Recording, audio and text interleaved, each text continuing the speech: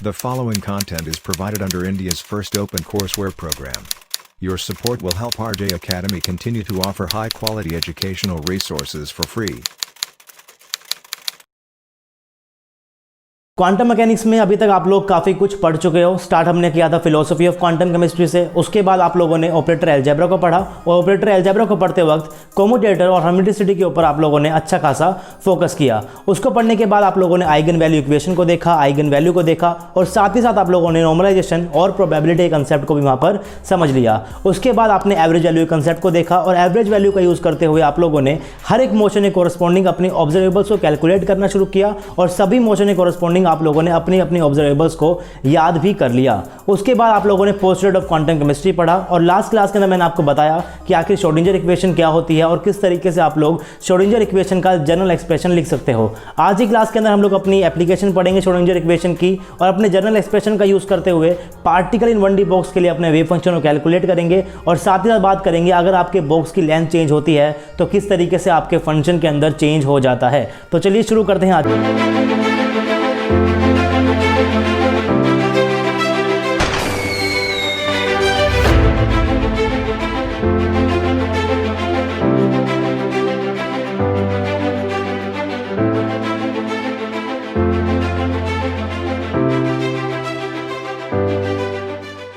Hey guys, this is RJ and welcome to RJ Academy. So this is lecture number 17 of quantum chemistry. अभी तक हम लोग 16 lectures cover कर चुके हैं क्वांटम केमिस्ट्री के। अगर आपने अभी तक प्रीवियस लेक्चर्स नहीं देखे हैं क्वांटम केमिस्ट्री के तो प्लीज़ आप लोग जाकर प्रीवियस लेक्चर्स को देख लीजिए, क्योंकि क्वांटम केमिस्ट्री के अंदर अगर आप लोगों ने पहले के लेक्चर्स नहीं पढ़े तो आने वाले लेक्चर्स के अंदर आपको काफ़ी ज़्यादा प्रॉब्लम्स हो सकती है। लास्ट लेक्चर के अंदर हम लोग श्रोडिंगर इक्वेशन की बात कर रहे थे। मैंने आपको वहाँ पर बताया था कि किस तरीके से आप लोग श्रोडिंगर इक्वेशन के जनरल एक्सप्रेशन को लिखते हो। आज इस क्लास के अंदर हम लोग उसी एक्सप्रेशन का यूज करेंगे, पार्टिकल इन 1D बॉक्स के मॉडल को समझेंगे और उसके बाद इन दोनों की हेल्प से हम लोग पार्टिकल इन 1D बॉक्स के लिए अपने वेव फंक्शन को डिटरमाइन करेंगे। अब इस वेव फंक्शन को आप लोग क्वांटम केमिस्ट्री के अंदर अभी तक काफ़ी बार यूज़ कर चुके हो, जो कि आपका psi equal to √2/L sin n πx/L होता है। तो अभी आप ये सोच सकते हो कि अगर मुझे पता है कि उसका वेव फंक्शन क्या होता है, मुझे वो याद है, तो इस क्लास की आपको ज़रूरत क्या है। देखिए CSIR नेट के अंदर ऐसा नहीं होता कि क्वेश्चंस आपसे जो है वो डायरेक्टली पूछेगा, वो आपसे क्वेश्चंस घुमाकर भी पूछ सकता है। और अगर सिलेबस के अंदर आपको गिवन है श्रोडिंगर इक्वेशन क्या होती है तो क्वेश्चंस वहां से भी आ सकता है। अगर आपको सिलेबस के अंदर गिवन है कि graphical representation of particle 1D box तो क्वेश्चन आपका वहां से भी आ सकता है। तो क्वेश्चन आपका पूरे कोर्स में से कहीं से भी आ सकता है। इसीलिए आपको हर एक कोर्स को, हर एक चैप्टर को आपको कंप्लीटली पढ़ना है, क्योंकि आपको नहीं पता कि क्वेश्चन कहां से आने वाला है। ऐसा भी हो सकता है कि आप लोगों ने किसी भी चैप्टर को 90% तक कवर कर लिया, लेकिन जो आपने 10% छोड़ा है क्वेश्चन आपका वहां से भी आ जाए। अब ऐसा है कि आपके एक चैप्टर के अंदर से मैक्सिमम टू मैक्सिमम आपसे 2 क्वेश्चन को पूछेगा। अब आप लोगों ने 2 क्वेश्चंस के लिए 90% चैप्टर को कवर किया। अब ऐसा भी हो सकता है कि जो आपके 2 क्वेश्चन उस चैप्टर से आने वाले हों, वो जो आपने 10% छोड़ा है वहां से आपका क्वेश्चन आ जाए। इसीलिए CSIR नेट की तैयारी करते हुए इस चीज के ऊपर आपको बहुत फोकस करना है कि जिस चैप्टर को आप लोग पढ़ रहे हो उसे कंप्लीटली पढ़ो। अगर आप लोग क्वांटम केमिस्ट्री को नहीं पढ़ रहे हो तो उसे कंप्लीटली छोड़ दो। अगर आप लोग उसे पढ़ रहे हो तो उसे कंप्लीटली पढ़ो। एटलीस्ट अगर आप लोग यूनिट 1 की तैयारी कर रहे हो तो यूनिट 1 को आप लोग टनलिंग तक पढ़ो। क्वेश्चन आपका टनलिंग से भी आ सकता है। आप लोग पूरी यूनिट 1 करके चले जाओगे कि आखिर पार्टिकल 1D बॉक्स क्या होता है, उसकी एवरेज वैल्यू क्या होती है, नॉर्मलाइजेशन आप लोग कैसे करते हो, प्रोबेबिलिटी कैसे निकालते हो, उन सभी चीज़ों को आप लोग पढ़ के चले जाओगे। लेकिन अगर क्वेश्चन टनलिंग से आ गया तो क्या आप उसे कर पाओगे? इसीलिए जिस भी चैप्टर को आप लोग पढ़ो उसे कंप्लीटली पढ़ो अगर आप लोगों को CSIR net JRF chemical science का एग्जाम क्रैक करना है। यही कोड है, इसी तरीके से कोचिंग्स के अंदर पढ़ाया जाता है। वो जिस भी चैप्टर को शुरू करते हैं उसे वो कंप्लीट करते हैं और कंप्लीटली ही आपको पढ़ना है। तो क्वांटम केमिस्ट्री के अंदर लास्ट लेक्चर के मैंने आपको बताया था कि आखिर श्रोडिंगर इक्वेशन क्या होती है, उसका जनरल एक्सप्रेशन क्या होता है। आज हम लोग उसी जनरल एक्सप्रेशन का यूज़ करेंगे और अपने पार्टिकल 1D बॉक्स की जो आपकी बेसिक कंडीशंस थी उन कंडीशन का यूज़ करेंगे, श्रोडिंगर इक्वेशन का यूज़ करेंगे और इन दोनों को यूज़ कर हम लोग अपने वेव फंक्शन को डिटरमाइन करेंगे। और उसके बाद देखेंगे कि अगर आप लोग अपने बॉक्स की लेंथ को चेंज करते हो तो किस तरीके से आपका फंक्शन चेंज हो जाता है। बहुत इंपॉर्टेंट है समझना कि आखिर आप लोग वेव फंक्शन तक कैसे पहुंचे हो, क्योंकि क्वेश्चन कहीं से भी आ सकता है। लास्ट क्लास में मैंने आपको बताया था कि आखिर आपकी पार्टिकल बॉक्स की कंडीशंस क्या होते हैं। जैसे कि आप लोग यहाँ पर देख सकते हो, मैंने कंडीशंस यहाँ पर लिखी हुई है कि अगर आपका बॉक्स आपको दिया हुआ है 1D बॉक्स का तो उसके अंदर का पोटेंशियल आपको 0 करना है, बाउंड्री पे इन्फानाइट और बाहर आपका इन्फानाइट। तो क्वेश्चन आपसे यहाँ से भी पूछ सकता है कि आखिर आपके पोटेंशियल जो है वो आपका इनफाइनाइट क्यों होता है बाउंड्री के ऊपर। आपको एक थ्योरेटिकल क्वेश्चन दे देगा कि आपका पोटेंशियल इनफाइनाइट क्यों होता है बाउंड्री कंडीशन के ऊपर पार्टिकल 1D बॉक्स मॉडल के लिए, और आपको ऑप्शन दे देगा to stop tunnelling, to avoid bouncing and tunnelling and none of the above. तो यहाँ पर बच्चे कंफ्यूज हो सकते हैं कि आखिर बाउंड्री के ऊपर इनफाइनाइट क्यों है। अगर आप लोगों ने डायरेक्ट एवरेज वैल्यूज को याद किया हुआ है, बॉक्स की कंडीशंस को याद किया हुआ है, तो ऐसा नहीं है कि आप लोग क्वेश्चन को हमेशा क्रैक करोगे। आपको हर एक चीज़ समझनी है कि आखिर आप कोई भी चीज़ अपनी नोट्स के अंदर लिख रहे हो तो उसे क्यों लिख रहे हो, किसी भी चीज़ को आप लोग पढ़ रहे हो तो उसे क्यों पढ़ रहे हो। ये सिर्फ क्वांटम केमिस्ट्री के लिए नहीं है, ये हर एक चैप्टर के लिए, जिस भी चैप्टर को आप लोग पढ़ते हो। एटलीस्ट फिजिकल केमिस्ट्री के अंदर आपको बहुत ही ज़्यादा कंसेप्ट आपके क्लियर होने चाहिए। सेम आपको कोऑर्डिनेशन के अंदर भी ऐसे पढ़ना पड़ता है, सेम आपको ऑर्गेनिक केमिस्ट्री के अंदर या फिर इनऑर्गेनिक केमिस्ट्री के अंदर भी आपको ऐसे ही पढ़ना पड़ता है। जितने भी चैप्टर आप लोग पढ़ो उसे बिल्कुल आपके जो उसके कंसेप्ट हैं वो एकदम क्लियर होने चाहिए।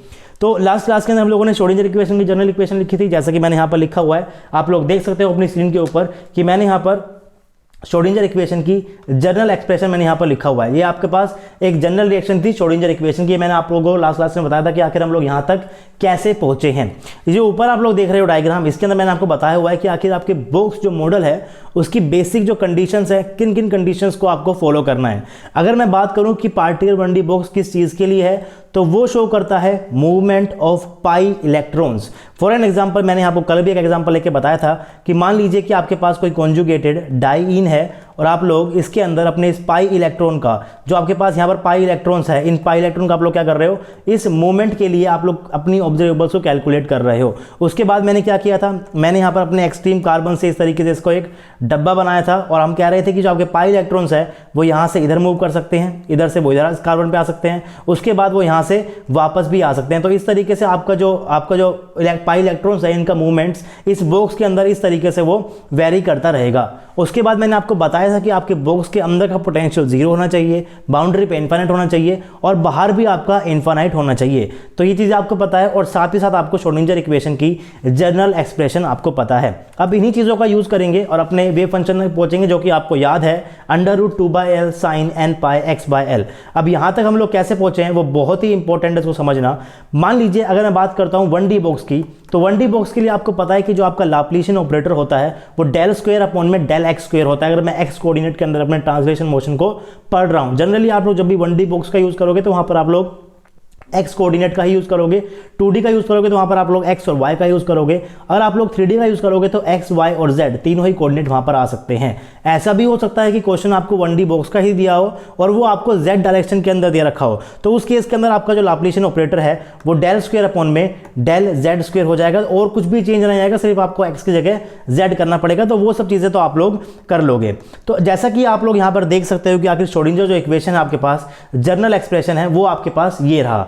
अब जो आपके पास पाई इलेक्ट्रॉन्स हैं, जनरली आप लोग ट्रांसलेशन मोशन जो है वो पाई इलेक्ट्रॉन्स के लिए पढ़ते हो, तो जो आपके पाई इलेक्ट्रॉन्स है वो बॉक्स के अंदर क्या कर रहे हैं, मूव कर रहे हैं। अगर वो बॉक्स के अंदर मूव कर रहे हैं और आपको कंडीशन से पता है कि जो आपका पोटेंशियल है बॉक्स के अंदर वो आपके पास 0 है, ये चीज आपको पता है, आपको लाप्लासियन ऑपरेटर पता है कि पार्टीशन 1D बॉक्स के लिए क्या है, तो इन दोनों ही चीजों की वैल्यू आप लोग क्या करो, यहां पर लाप्लासियन ऑपरेटर की वैल्यू को पुट कर दो और पोटेंशियल को आप लोग यहां पे क्या कर दो, 0 पुट कर दो। तो आपको यहां पर जितनी भी चीजें आपको पता है उनको आप लोग यहां पर क्या कर रहे हो, पुट कर रहे हो। तो सबसे पहले मैंने क्या किया, मैंने यहां पर लाप्लासियन ऑपरेटर लगा दिया, del² में del(x²), साई के साथ मैंने यहां पर एक सब्स्टिट्यूट लगाया हुआ है x, ये आपको बता रहा है कि आप यहां पर x कोऑर्डिनेट की बात कर रहे हो, राइट। उसके बाद आपने लिखा +2m/h² e - का v psi x, ये जो x मैंने यहां पर सब्स्टिट्यूट लगा रखा है वो सेम रिप्रेजेंट कर रहा है कि आप लोग यहां पर x कोऑर्डिनेट की बात कर रहे हो। उसके बाद आपको यहां पर क्या करना है, v की वैल्यू को 0 पुट करना है। जैसे ही आप लोगों ने यहां पर v को 0 पुट किया, as inside the box v = 0, आप लोग यहां पर v को 0 पुट कर दोगे। जैसे ही आप इसको 0 पुट करोगे तो आपके पास इस तरीके की इक्वेशन आ जाएगी, del² में del(x²) इनटू में psi x +2me/h² psi x = 0। अब ये आपके पास एक डबल डिफरेंशियल इक्वेशन होती है। लास्ट क्लास के अंदर मैंने आपको समझाया था, जिस तरीके से मैथमेटिक्स के अंदर आपके पास क्वाड्रेटिक इक्वेशन होती है, क्यूबिक इक्वेशन होती है, उसी तरीके से मैथमेटिक्स के अंदर आपके पास डबल डिफरेंशियल इक्वेशन भी होती है। अगर आप लोग क्वाड्रेटिक इक्वेशन के सॉल्यूशंस तक पहुंचते हो तो उसके लिए आपके पास डायरेक्ट क्वाड्रेटिक फॉर्मूला है। फॉर एन एग्जांपल, अगर आपके पास ax² प्लस का bx प्लस का c = 0 एक क्वाड्रेटिक इक्वेशन आपके पास है, अगर आप लोग चाहते हो कि इस इक्वेशन का सोल्यूशन क्या है तो उसके लिए आपके पास एक डायरेक्ट फॉर्मूला है, x = -b plus minus √b² - का 4ac अपॉन में 2a। आप लोग इस फॉर्मूले का यूज़ करते हो, इस इक्वेशन के जो आपके पास ये ऊपर इक्वेशन है, इस इक्वेशन के सॉल्यूशन को आप लोग निकाल सकते हो। तो अगर आपके पास इक्वेशन क्वाड्रेटिक है तो आप उसे इजीली आप इस फॉर्मूले का यूज़ करके उस सॉल्यूशन तक पहुंच सकते हो। अगर आपके पास इक्वेशन डबल डिफरेंशियल होती तो मैथमेटिक्स के अंदर काफ़ी ज़्यादा थ्योरम्स हैं, उन थ्योरम का यूज़ कर भी आप लोग इसके सॉल्यूशन को पहुंच सकते हो। लेकिन हम लोग यहाँ पर केमिस्ट्री पढ़ रहे हैं, हम लोग यहाँ पर क्वांटम केमिस्ट्री पढ़ रहे हैं, तो मैथमेटिक्स की उस थ्योरम के अंदर आप लोग इंटरेस्टेड नहीं हो। आपको यहाँ पर इसके सॉल्यूशन को डायरेक्टली याद करना पड़ेगा। फॉर एन एग्जाम्पल अगर मैं बात करूँ, आपके पास डबल डिफरेंशियल इक्वेशन थी, सॉल्यूशन तक पहुंचने से पहले मैं क्या करता हूँ, ये जो आपके पास कांस्टेंट है 2me/h², इसको मैंने लेट कर लिया कि इसको मैंने क्या बोल दिया, k² बोल दिया। ऐसे मैंने k² क्यों बोला है मैं आपको आगे जाकर समझाऊंगा, पर मान लो आप इसको यहाँ पर क्या बोल देते हो, k² बोल देते हो, तो आप अपनी इक्वेशन को इस फॉर्म के अंदर रिड्यूस कर दोगे, del² psi x plus k² into में psi x is equal to 0। तो ये आपके पास एक परफेक्ट डबल डिफरेंशियल इक्वेशन बन गई, जिस तरीके से आपके पास क्वाड्रेटिक इक्वेशन होती है ax² प्लस में bx plus c is equal to 0। अब क्वाड्रेटिक सॉल्यूशन के क्वाड्रेटिक इक्वेशन आपके पास है, अगर यहाँ पर x की पावर 2 है, राइट, अगर ये 2 डिग्री की इक्वेशन है तो आपके पास यहाँ पर 2 सॉल्यूशन निकल कर आते हैं। क्यूबिक इक्वेशन के 3 सॉल्यूशन निकल कर आएंगे। अगर आपके पास x की पावर 4 है तो वहां पर 4 सॉल्यूशन निकल कर आएंगे। अगर आपके पास लीनियर इक्वेशन है, फॉर एन एग्जांपल आपके पास bx plus c equal to 0 है, ये एक लीनियर इक्वेशन है, यहाँ पर आपके पास x की पावर क्या है 1 है, तो इस इक्वेशन का आपके पास एक सॉल्यूशन निकल कर आता है। एक वेरिएबल, अगर पावर वेरिएबल के ऊपर पावर 1 है तो एक सॉल्यूशन, वेरिएबल पावर 2 है 2 सॉल्यूशन, 3 है तो 3 सॉल्यूशन। इसी तरीके से अगर आपके पास डिफरेंशियल इक्वेशन के अंदर भी आपके पास पावर 2 है तो पहली बात तो ये डबल डिफरेंशियल आप इसको बोलोगे, और इसके भी आपके पास 2 सॉल्यूशन निकल कर आएंगे। तो मैथमेटिक्स के अंदर आप लोग थ्योरम्स का यूज करते हो, उसके बाद से सॉल्यूशन को निकालते हो। केमिस्ट्री के अंदर आप लोग क्या करेंगे, इसको डायरेक्टली याद कर लेंगे। देखिए क्वांटम केमिस्ट्री बच्चे बोलते हैं कि जनरली ये जो है वो मैथमेटिक्स जिसका बैकग्राउंड होता है उनके लिए है, बेसिकली ये मैथमेटिक्स वालों के लिए नहीं है, बेसिकली ये बायोलॉजी साइड वालों के लिए है, क्योंकि जितनी भी मैथमेटिक्स आप लोगों ने क्वांटम केमिस्ट्री में पढ़ी है वो आपको एज इट इज़ याद करनी है, और आपको तो पता ही है याद करने के अंदर बायोलॉजी के जो बच्चे हैं वो बहुत आगे होते हैं मैथमेटिक्स वालों से।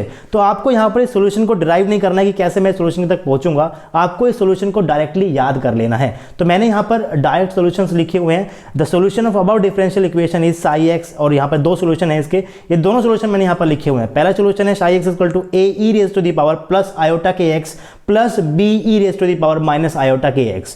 जो दूसरा सॉल्यूशन है वो आपके पास आएगा a sin kx plus b cos kx। तो ये दोनों सॉल्यूशन आपके पास इसी डिफरेंशियल इक्वेशन है। अगर आप लोग इसके मैथमेटिक्स के अंदर जाना चाहते हो, आप देखना चाहते हो कि आखिर ये जो आपके पास सॉल्यूशन निकल के आए हैं क्या ये वाकई इस डिफरेंशियल इक्वेशन के सॉल्यूशन है, तो आप लोग एक काम कर सकते हो, आप लोग इस psi x की जो वैल्यू निकल कर आई है इस वैल्यू को आप लोग इस इक्वेशन के अंदर पुट करो, और उसके बाद देख लो कि इक्वल टू 0 आ रहा है या नहीं आ रहा। वो 0 आएगा और आप लोग वहाँ पर वो समझ जाओगे कि आखिर ये जो 2 आपके पास सॉल्यूशन दिए हुए हैं ये इसी के ही सॉल्यूशन है। तो आपको वो सब नहीं करना है, मैथमेटिकल पार्ट आपको नहीं करना है, आप इनके सॉल्यूशन को डायरेक्टली याद कर सकते हो। अब आपके पास 2 टाइप के सॉल्यूशन आए हैं। एक इस सॉल्यूशन के पास क्या है, आयोटा है। आयोटा मतलब क्या है, आपके पास यहाँ पर इमेजिनरी पार्ट है। लेकिन अगर मैं सेकंड सॉल्यूशन को देखूं, अगर मैं सेकंड सॉल्यूशन को देखूंगा तो यहाँ पर आपके पास कहीं भी इमेजिनरी पार्ट नहीं है। और एक बात यहाँ पर नोटिस करने की ये भी है कि जो आपके पास पहला सॉल्यूशन है इसकी फर्स्ट टर्म के अंदर आपके पास प्लस एक्स है, और जो आपके पास दूसरी टर्म है इसके अंदर आपके पास क्या है, माइनस एक्स है। इसका मतलब आपका जो पहला सॉल्यूशन है ये डायरेक्शन स्पेसिफिक है। ये आपके पास मान लीजिए आपके पास यहाँ पर y कोऑर्डिनेट है, ये आपके पास क्या है, x कोऑर्डिनेट है। इधर क्या है प्लस एक्स, इधर क्या है माइनस एक्स। तो ये जो पहला पार्ट है a e raise to the power plus iota x, ये प्लस x वालों के लिए है, प्लस x डायरेक्शन के लिए है। जो दूसरा टर्म है b e raise to the power minus kx, ये आपके पास e raise to minus b iota kx, ये जो है आपके पास केस है माइनस x डायरेक्शन के लिए है। तो बेसिकली जो सॉल्यूशन है ये डायरेक्शन स्पेसिफिक है and it contains imaginary part. अब आपके सॉल्यूशन के अंदर अगर इमेजिनरी पार्ट होगा तो आप उसको सोल्व नहीं कर पाओगे, क्योंकि इमेजिनरी पार्ट को आप किस तरीके से डिफरेंशिएट करोगे वो भी आपको नहीं आता है। तो इमेजिनरी पार्ट को आप जितना हो सके उतना अवॉइड करेंगे।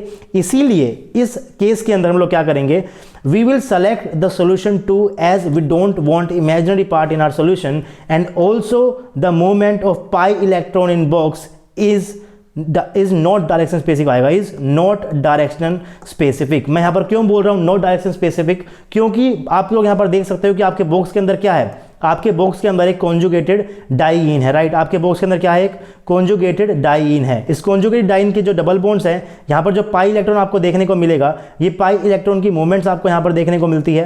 ये जो आपके पास पाई इलेक्ट्रॉन यहाँ पर है और पाई इलेक्ट्रॉन यहाँ पर है, इनकी मूवमेंट आपको देखने को मिलेगी इस डब्बे के अंदर, राइट। इस डब्बे के अंदर आपको इस पाई मूवमेंट की देखने को मिलेगी। तो जो आपका ये मोशन होता है, ट्रांसलेशन मोशन है, ये इधर भी होगा, इधर भी होगा, इधर भी होगा, इधर भी होगा। आपके जो इलेक्ट्रॉन्स है वो इधर भी मूव करेंगे, इधर भी मूव करेंगे, दोनों जगह क्या करेंगे, वो मूव करेंगे। तो यहाँ पर आपको डायरेक्शन वाइज स्पेसिफिक होने की कोई भी जरूरत नहीं है। इसीलिए हम लोग क्या करते हैं, अपने जो पहला सोल्यूशन आप लोग यहाँ पर देख सकते हो, इस सोल्यूशन को हम लोग यहाँ पर एक्सेप्ट नहीं करेंगे और सेकंड सोल्यूशन को आगे लेकर हम लोग अपने पार्टिकल 1D बॉक्स के लिए वेव फंक्शन को डिटरमाइन करेंगे।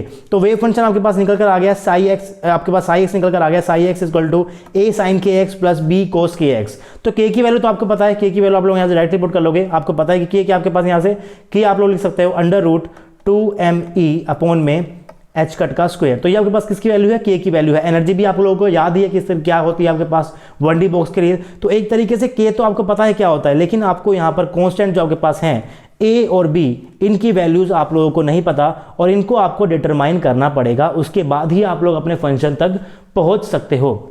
तो अब नेक्स्ट स्टेप हमारा क्या है कि हम लोग अपनी जो सेकंड सॉल्यूशन आपके पास यहाँ पर है, इस सॉल्यूशन को हम लोग क्या करें, इसके जो कांस्टेंट है a और b, इनकी वैल्यूज को कैलकुलेट कर लें। सबसे पहले हमने क्या किया, हमने अपने सॉल्यूशन को सेलेक्ट किया है। तो ये जो आपके पास है psi x equal to a sin kx plus b cos kx, ये आपके पास सेलेक्टेड सॉल्यूशन है आपकी डिफरेंशियल इक्वेशन से।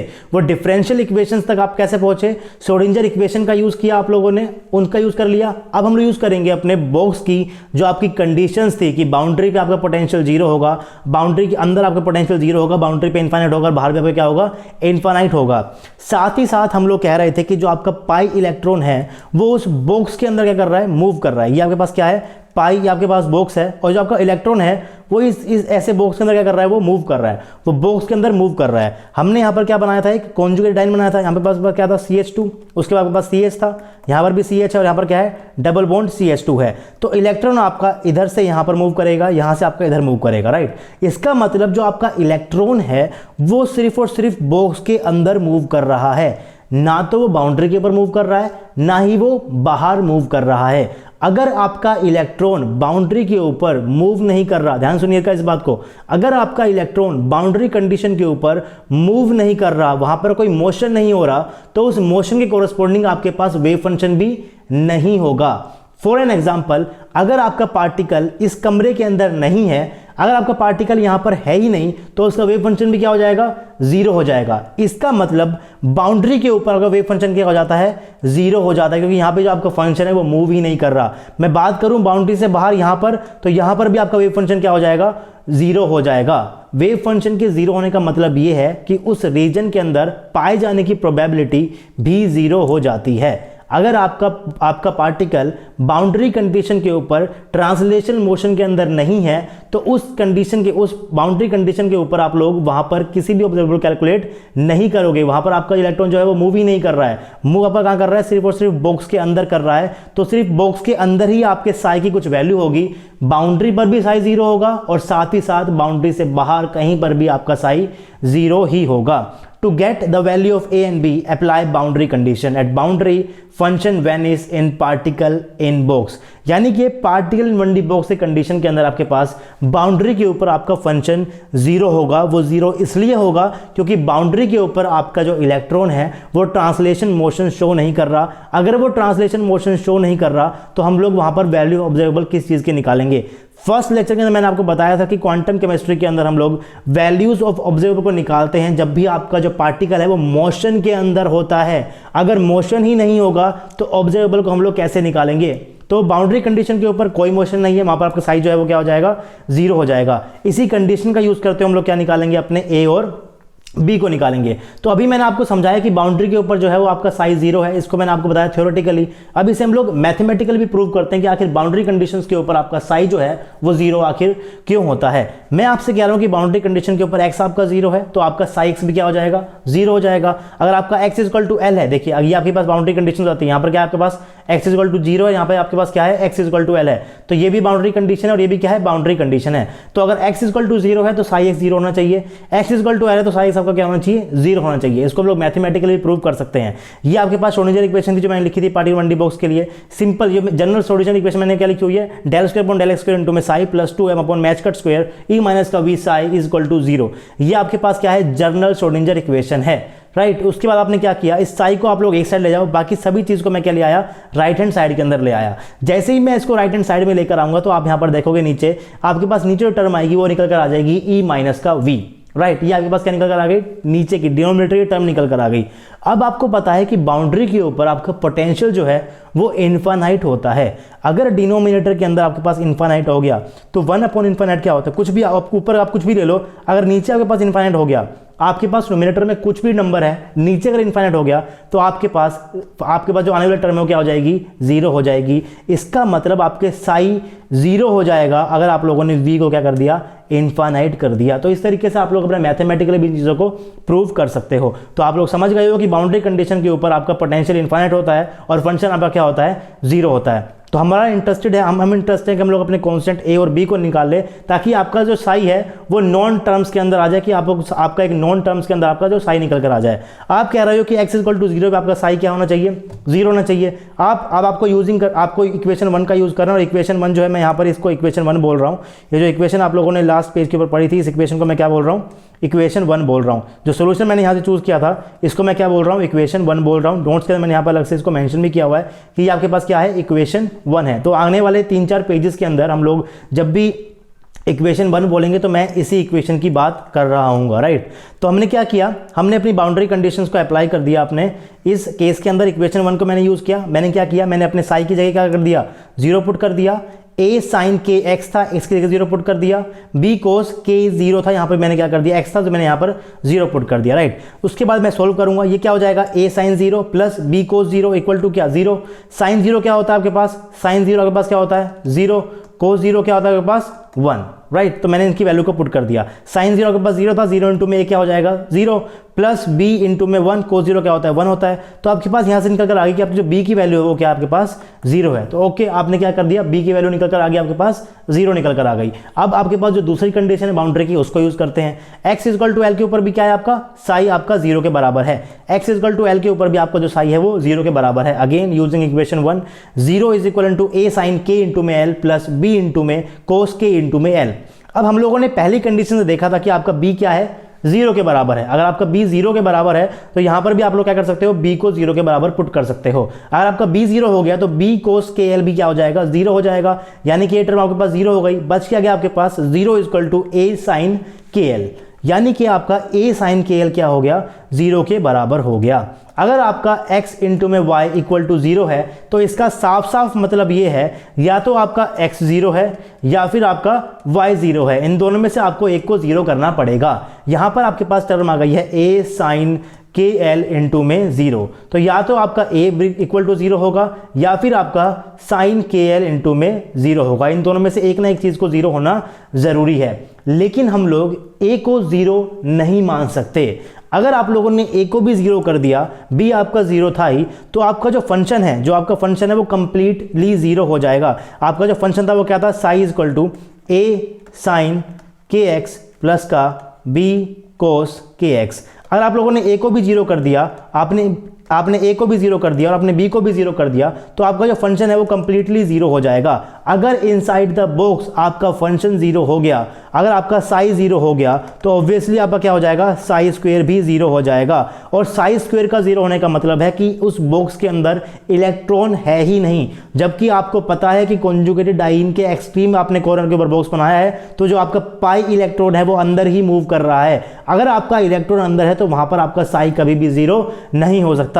इसलिए हम लोग a को 0 नहीं मानेंगे और हम कहेंगे कि आपका जो साइन के एल है वही जीरो होगा इन कंडीशंस के अंदर। a never be equal to zero because b already become zero. If both a and b equals to zero then psi become zero at every point which is unacceptable and nonsense. Nonsense मैंने क्यों use किया है, क्योंकि कोई sense ही नहीं बनेगी। अगर आपका साई जीरो तो हम लोग किस चीज को निकालेंगे, कौन सी ऑब्जर्वर को निकालेंगे, सब कुछ। साई के जीरो का मतलब ये है कि आपके बॉक्स के अंदर पार्टिकल है ही नहीं, लेकिन हम लोग मान के चल रहे हैं कि आपके बॉक्स के अंदर जो है वो पाई इलेक्ट्रॉन जो है वो मूव कर रहा है। अगर वो मूव कर रहा है तो उसका कोई ना कोई फंक्शन होगा, उसका फंक्शन होगा तभी आप लोग उसका साई का स्क्वायर करोगे, और साई स्क्वायर ही आपकी probability of finding the electron होता है।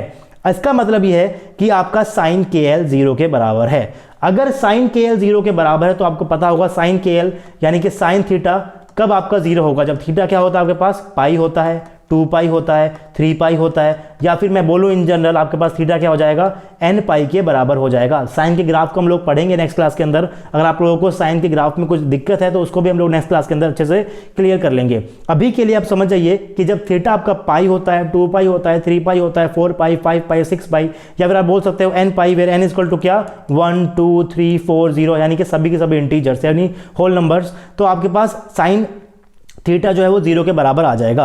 इसका मतलब आप लिख सकते हो कि आपका जो साइन के एल है वो इक्वल टू क्या है, साइन एन पाई है। यहां से आप क्या करो, साइन को काट दो, एन पाई इक्वल टू क्या हो जाएगा आपके पास, के एल, यानी कि के एल इक्वल टू एन पाई कर दिया। यहां से आपने निकाला कि जो आपका के है वो क्या हो गया, एन पाई अपॉन में एल हो गया। यहां से आप लोगों ने के की वैल्यू निकाल ली है एन पाई अपॉन में एल।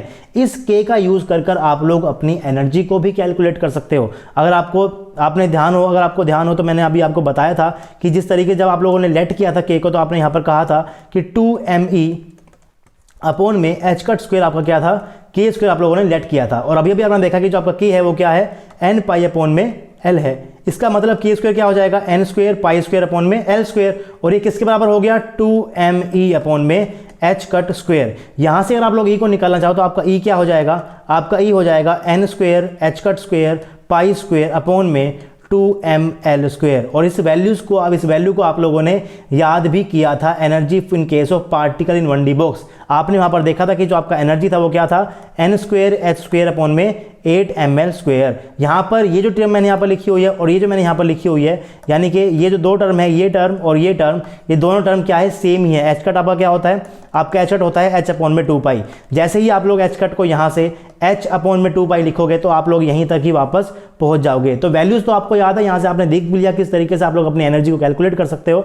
तो आगे बढ़ते हैं और समझते हैं कि आप लोग वहाँ से अपने फंक्शन तक कैसे पहुँचोगे। तो के की वैल्यू आप लोगों ने निकाल ली, के की वैल्यू आपके पास क्या निकल कर आ गई, एन पाई अपॉन में एल। अब इस के की वैल्यू को यानी कि plugging value of b and k in equation 1, equation 1 वही है जो मैंने आपको बताया था, solution number b, psi is equal to a sine k x plus b cos k x. तो इस इक्वेशन के अंदर मैं क्या करता हूं, b की वैल्यू को पुट कर देता हूं और k की वैल्यू को पुट कर देता हूं। b आपको पता है 0 है, k आपको पता है क्या अभी भी निकला है, n पाई अपॉन में l, राइट। तो मैंने वैल्यूज को पुट कर दिया, psi is equal to a sine n pi upon में l इंटू में x प्लस 0 इंटू में cos n pi x upon में l। तो यहाँ पर 0 मल्टीप्लाई में पूरी टर्म क्या हो जाएगी आपके पास, 0 हो जाएगी। तो यहाँ से आपका साई निकल कर आ गया a इंटू में sign n pi x upon में l।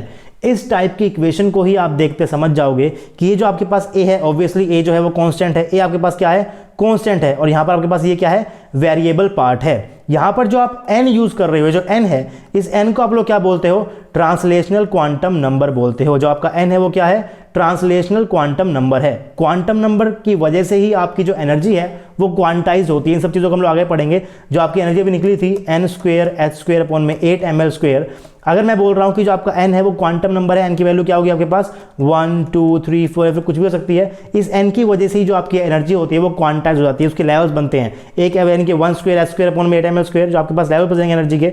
इस तरीके से आप लोग लेवल बनाओगे, इसकी एनर्जी क्या हो जाएगी, 1 का स्क्वायर एच स्क्वायर अपॉन में 8ml स्क्वायर। यहाँ पे क्या हो जाएगा आपके पास 2 का स्क्वायर एच स्क्वायर अपॉन में 8ml स्क्वायर। इन लेवल्स का मतलब क्या होता है, एनर्जी लेवल का मतलब क्या होता है कि आपका जो पार्टिकल है अगर वो ट्रांसलेशन मोशन के अंदर मूव कर रहा है तो या तो उसकी एनर्जी ये होगी, यानी कि 1 स्क्वायर एच स्क्वायर अपॉन में 8ml स्क्वायर होगी। उसके बाद अगर उसकी एनर्जी इंक्रीज होगी तो उसकी एनर्जी सीधा इंक्रीज होकर क्या हो सकती है, 2 स्क्वायर एच स्क्वायर अपॉन में 8ml स्क्वायर हो सकती है। इसका मतलब ये है कि पार्टिकल की एनर्जी कभी भी 1.5 का square h square 8ml square नहीं हो सकती है। आपका जो पार्टिकल है वो या तो इस लेवल के ऊपर रहेगा, या तो इस लेवल के ऊपर रहेगा, या तो इस लेवल के ऊपर रहेगा, या फिर वो इस लेवल के ऊपर रहेगा। वो इनके बीच में कभी भी पाया नहीं जा सकता, उसकी एनर्जी कभी भी इनके बीच में नहीं हो सकती। इसको आप लोग बोलते हो कि जो आपकी एनर्जी है वो क्वांटाइज्ड है। इन एनर्जी लेवल्स को हम लोग पढ़ेंगे, डी जनरली कंसेप्ट हम लोग पढ़ेंगे, जब हम लोग क्या पढ़ लेंगे, पार्टिकल इन 3D पढ़ लेंगे। जनरली आप लोग 3D जो आपका डी जनरली कंसेप्ट है वो 2D और 3D के अंदर ही आपका निकल कर आता है। तो इन एनर्जी डायग्राम्स को हम लोग पढ़ेंगे। अभी के लिए आप समझ जाओ कि इस एन की वजह से ही आपका क्या है, आपके जो एन जो आपका क्वांटम नंबर है, और क्वांटम नंबर क्या करता है, आपके एनर्जी को क्वांटाइज्ड करता है, जो कि प्रॉपर्टी होती है माइक्रोस्कोपिक पार्टिकल की। हम क्या करते हैं, मान लीजिए अगर मैं इस हाथ को मूव कर रहा हूं, मैं इस हाथ को अपनी स्पीड को इंक्रीज कर सकता हूं। अगर मेरी स्पीड यहां पर 0 है, मान लीजिए कि मेरी स्पीड 1 किलोमीटर पर आवर की हो गई है, 2 किलोमीटर, 3 किलोमीटर, तो मैं अपनी स्पीड को कितनी भी कर सकता हूं। मैं अपनी स्पीड को 1 भी कर सकता हूं, 1.2 भी कर सकता हूं, 1.3 भी कर सकता हूं, 1.4 भी कर सकता हूं, 1.5 भी कर सकता हूं। मैं अपनी स्पीड को कितनी भी कर सकता हूं, यानी कि किसी भी न्यूमेरिकल नंबर तक हम लोग यहां पर पहुंच सकते हैं। लेकिन क्वांटाइज्ड का मतलब ये होता है कि या तो आपका पार्टिकल इस लेवल पे होगा, या फिर वो ऊपर वाले लेवल पे होगा, वो उसका बीच के अंदर कुछ भी वहां पर लेना देना नहीं है। तो उन सब चीजों को हम लोग बाद में पढ़ेंगे। अब यहाँ पे लिखा भी मैंने as k equal to n pi upon में एल, जो मैंने अभी आपको बताया था कि एनर्जी आप किस तरीके से निकालते हो, एन स्क्वायर अपॉन में n square h square upon में टाइम एल स्क्वायर, वहां तक आप लोग कैसे पहुंचते हैं उस चीज को मैंने यहाँ पर अलग से लिखा भी हुआ है। तो अभी तक आप लोगों ने समझ लिया कि जो आपका पार्टिकल 1D बॉक्स है उसके लिए जो आपका फंक्शन है वो क्या था, psi equal to a sine n pi x upon में एल। तो यहाँ पर जो आपके पास एन है ये वेरी करेगा, एन आपका 1 हो सकता है, 2 हो सकता है, 3 हो सकता है, 4 हो सकता है। यानी कि ये जो पार्ट आपके पास है, यानी कि जो आपके पास ये वाला पार्ट है sign n pi x upon में एल, ये वाला पार्ट आपके पास कैसा है, वेरिएबल पार्ट है। कैसा पार्ट है ये, वेरिएबल पार्ट है। और आपको पता है कि जो आपका ए है वो कैसा होता है, कांस्टेंट होता है। तो अगर आपके पास कोई फंक्शन गिवन है, साथ में अगर आपके कांस्टेंट है, अगर बाद में आपका वेरिएबल है, जो कि होना भी चाहिए था, क्योंकि आपका फंक्शन हमेशा कैसा होना चाहिए, नॉर्मलाइज्ड होना चाहिए। और नॉर्मलाइजेशन का यूज करके आप लोग अपने इस कांस्टेंट को निकाल भी सकते हो। और उसी कंसेप्ट का हम लोग यहाँ पर यूज करेंगे to get the value of a, apply normalization condition. मैं कंडीशन को यहाँ पर मैं अप्लाई करके नहीं दिखा रहा हूँ, कैसे कंडीशन को अप्लाई करोगे आप लोग, कि आपका साई इंटू में psi star d tau equal to आपका 1 होना चाहिए ओवर एंटायर रीजन। यहाँ पर एंटायर रीजन क्या है, जो आपका बॉक्स है वो कितना बड़ा है, 0 से लेके एल का है। यानी कि जो आपकी कंडीशन, आपकी लिमिट लगेगी, क्या लग जाएगी, वो 0 से एल की लिमिट लगेगी। Psi star d x equal to 1 करोगे, इस कंडीशन को आप लोग यहाँ पर अप्लाई करोगे। और इसके बाद जब आपको साई की वैल्यू यहाँ पुट करोगे, साई को पता क्या है, ए sine n pi x upon में एल, ए sine n pi x upon में एल। जब आपको इसके इंटीग्रेट कर लोगे, वहां से आप लोग निकाल लोगे जो आपका ए है वो √2/L निकल कर आएगा। इसे हमने लास्ट प्रीवियस लेक्चर्स के अंदर कर भी रखा है। और नॉर्मलाइजेशन करना आप लोगों को आता भी, आप लोग प्लीज कर देखिए, जो आपका नॉर्मलाइजेशन कांस्टेंट जो ए की जो वैल्यू है वो आपकी √2/L निकल कर आएगी। आपकी वैल्यू निकल कर आ गई है, वेरिएबल पार्ट को पता है, तो आप इस ए की वैल्यू को पुट कर दीजिए, आपका जो साई है वो निकल कर आ जाएगा, psi equal to √2/L sine n pi x upon में एल, जिसका यूज कर आप लोगों ने बहुत सारी एवरेज वैल्यूज को कैलकुलेट किया था, जिसका यूज करके आप लोगों ने अभी तक पार्टिकल 1D बॉक्स को पढ़ा था। आज हम लोगों ने उस डेरिवेशन में हमने उसका कर लिया है कि आखिर किस तरीके से आप लोग श्रोडिंगर इक्वेशन का यूज कर इस वेव फंक्शन तक पहुंचे हो। तो इस वेव फंक्शन के अंदर दो पार्ट है, ये साइन वाला पार्ट है जो कि वेरिएबल पार्ट है, यहाँ पे पास क्या है, नॉर्मलाइजेशन कांस्टेंट है। और यहाँ पर जो n है ये क्या होता है, आपके पास ट्रांसलेशनल क्वांटम नंबर होता है। n की वैल्यू क्या होगी, 1 2 3 से आपकी 1 से स्टार्ट होगी, और फिर 2 3 4 5 कितनी भी आपके पास उनकी वैल्यू आगे जाकर हो सकती है। ऑल्सो मैंने यहाँ पर एनर्जी का फॉर्मूला दोबारा लिखा हुआ है। मैं बार बार एनर्जी का जिक्र इसलिए कर रहा हूँ क्योंकि एनर्जी आपको बहुत ज़्यादा इंपॉर्टेंट है क्वांटम केमिस्ट्री के अंदर, क्योंकि एनर्जी से आप लोग अभी आगे जाके पढ़ने वाले हो, अपनी एनर्जी लेवल्स को वहाँ से क्वेश्चंस बहुत ज़्यादा पूछते हैं। तो एनर्जी को आप लोग याद कर लीजिए, n square h square upon में 8 ml स्क्वायर, बहुत इंपॉर्टेंट कंसेप्ट है एनर्जी का भी। तो चलिए आगे बढ़ते हैं। अब हम पढ़ते हैं कि अगर आप लोग लेंथ को वेरी करो अपने पार्टिकल 1D बॉक्स के लिए, तो आपके फंक्शन के ऊपर क्या असर पड़ेगा। अगर आपका जो बॉक्स है वो 0 से L लेंथ का हुआ, तो आपने फंक्शन भी पढ़ा है कि साई जो आपका क्या हो जाएगा, √2/L sine n pi x upon में एल। या आपकी जो एनर्जी है वो क्या हो जाएगी, n square h square upon में 8 ml स्क्वायर। एन की वैल्यू 1 2 3 से आगे कितनी भी हो सकती है, लेकिन वो डेफिनेटली इंटीजर ही होगी। अगर मैं अपने इस बॉक्स की लेंथ को 0 से L करके मैं क्या कर दूं, 0 से 2L तक कर दूं।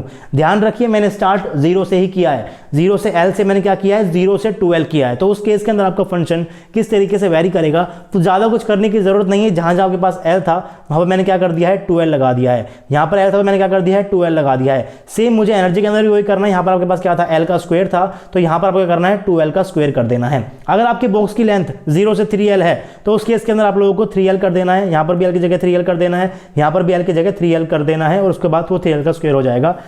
और n की वैल्यू जो है वो वही रहेगी 1 2 3, और 1 2 3 आपको ये तो पता है कि क्वांटम नंबर्स की जो वैल्यू है वो क्या होती है। तो इस तरीके से आपकी अगर लेंथ चेंज होगी उस तरीके से आपका फंक्शन भी आपका चेंज होता रहेगा। लेकिन ध्यान रखिए, मैंने इस केस के अंदर जो अपने बॉक्स की लेंथ है वो मैंने 0 से स्टार्ट की है। 0 से L है, 0 से 2L है, 0 से 3L है, 0 से 4L है, 0 से 100L है। उन सभी चीज़ों के लिए आप लोग अपने फंक्शन को लिख सकते हो और अपने एनर्जी के एक्सप्रेशन को लिख सकते हो। ये चीज़ें आपको लिखनी भी आनी चाहिए। लेकिन मैंने अपने बॉक्स की लेंथ को 0 से ही स्टार्ट किया है। आप आगे जाके पढ़ोगे लेंथ आपकी -L से जो है वो L तक भी हो सकती है, माइनस के 2L से x इंटू में 2L तक भी हो सकती है। तो इस तरीके से भी आपके बॉक्स की लेंथ वेरी करेगी, जिसको हम लोग अभी आगे जाके पढ़ेंगे। अभी के केस के अंदर अगर आपकी बॉक्स की लेंथ 0 से शुरू होगी तो आपको एक फंक्शन को याद करना है। बाकी केसेस के अंदर आप क्या करोगे, वहां पर L की वैल्यू को चेंज कर आप लोग वहां पर 2L 3L 4L लिख सकते हो। और साथ ही साथ अपने एनर्जी के एक्सप्रेशन को भी लेकर चलो, क्योंकि क्वेश्चन तो आपसे एनर्जी के एक्सप्रेशन से भी वो पूछ सकता है और क्वेश्चन जनरली यहीं से ही आएंगे। वो आपसे डायरेक्टली भी बोल सकता है कि आपके फंक्शन की वैल्यू क्या है। अगर आपके बॉक्स की लेंथ 0 से 5L है और आपका फंक्शन क्या निकल कर आएगा और उसके एनर्जी की वैल्यू क्या आएगी, आपके एनर्जी का जो एक्सप्रेशन है वो क्या निकल कर आएगा। डायरेक्ट क्वेश्चन यहाँ से भी आ सकता है और क्वेश्चन आया भी है प्रीवियस ईयर के अंदर। मैं आपको कराऊंगा जब आपका ये पार्टिकल मंडी बॉक्स का कंसेप्ट जब खत्म हो जाएगा तो मैं आपको बहुत सारे क्वेश्चन कराने वाला हूँ जो प्रीवियस ईयर के पार्टिकल मंडी बॉक्स से आपसे पूछे गए हैं। अभी तक आप लोगों ने जितना पढ़ा है आप इस क्वेश्चन का आंसर कर सकते हो, इनको आपने पढ़ भी लिया है। तो अभी तक आप लोगों ने जब एवरेज वैल्यूज को कैलकुलेट किया था, मैंने आपको साई दे रखा था और मैंने कहा था कि अपने एवरेज वैल्यूज को कैलकुलेट कर लो। लेकिन अब आपके पास जो क्वेश्चंस आएंगे उसके अंदर वो आपको साई नहीं देगा, वो आपको सिर्फ लिख कर दे देगा for a moving particle in a box of length L। Of course यहाँ पर जो L है वो कहाँ है, 0 से x से L की मैं बात कर रहा हूँ। जो आपका बॉक्स है उसकी लेंथ क्या है, L है। Determine average value of x px x square px square kinetic energy, potential energy, delta x, delta px and delta x into में डेल्टा px। इन सभी वैल्यूज को आप लोग निकाल चुके हो प्रीवियस लेक्चर के अंदर। अगर आप लोगों ने ये निकाल लिया, आपको साई पता है क्या होता है, साई का ग्राफिकल रिप्रेजेंटेशन पता है, एनर्जी लेवल पता है, डीजेनरेसी कंसेप्ट पता है, तो आपको पार्टिकल मंडी बॉक्स के बारे में सब कुछ पता है। कॉन्फिडेंट होकर जाना एग्जाम के अंदर, इसके अंदर से ही क्वेश्चन आएगा। लेकिन आपको ये पता होना चाहिए कि किस तरीके से आपने साई को निकाला है, क्योंकि जब हम लोग ग्राफिकल रिप्रेजेंटेशन करेंगे उस केस के अंदर आपको इन सब चीजों की जरूरत पड़ेगी। और नेक्स्ट क्लास के अंदर हम लोग ग्राफिकल रिप्रेजेंटेशन करने वाले अपने साई फंक्शन का और साई स्क्वायर का। ग्राफिकल रिप्रेजेंटेशन हम लोग देखेंगे कि आखिर किस तरीके से आप लोग नोड को कैलकुलेट करते हो, नोड के फॉर्मूले को कैलकुलेट करते हो। बहुत इंपॉर्टेंट है नोड भी। पेपर के अंदर आपको दे देगा कि आपका ये फंक्शन है, इसके पास 4 नोड है और इस बॉक्स की लेंथ जो है वो 4L है, 0 से आपका बॉक्स शुरू हुआ है, फंक्शन क्या निकल कर आया। तो आपको सभी कंसेप्ट्स के बारे में पता होना चाहिए। अगर आपको एक भी चीज़ नहीं पता होगी तो आप डेफिनेटली अपने फंक्शन तक नहीं पहुंच पाओगे। और वो ये भी कर सकता है कि आपको कंडीशन दे देगा कि आपकी बॉक्स की जो लेंथ है वो 0 से स्टार्ट हो रही है, 4L तक लेंथ जो है उसकी 4L है, स्टार्ट वो 0 से हो रहा है। आपका जो उसके ग्राफिकल उसके 4th एनर्जी लेवल के अंदर या फिर किसी भी एनर्जी लेवल के अंदर उसके अंदर 5 नोड है, उसके फंक्शन को लिखिए और उसकी एवरेज वैल्यू ऑफ x निकालिए। तो एवरेज वैल्यू ऑफ x निकालने के लिए आपको फंक्शन के बारे में पता होना चाहिए, आपको हर एक चीज़ के बारे में पता होना चाहिए। तो ध्यान रखिए, क्वांटम केमिस्ट्री के अंदर जितनी भी बातें मैं आपको बता रहा हूँ इस कोर्स के अंदर वो सारी की सारी इंपॉर्टेंट है। अभी तक मैंने आपको एक भी वर्ड एक्स्ट्रा नहीं बताया है, सब कुछ आपके सिलेबस के अंदर है। साथ ही साथ 1D बॉक्स के अंदर मैंने आपको प्रोबेबिलिटी का भी फॉर्मूला बताया था कि आखिर प्रोबेबिलिटी का फॉर्मूला क्या होता है। तो प्रोबेबिलिटी का फॉर्मूला भी आपको पता होना चाहिए और आपको जो क्वेश्चन मैंने यहाँ पर ऊपर लिखा हुआ है ये भी आपको पता होना चाहिए।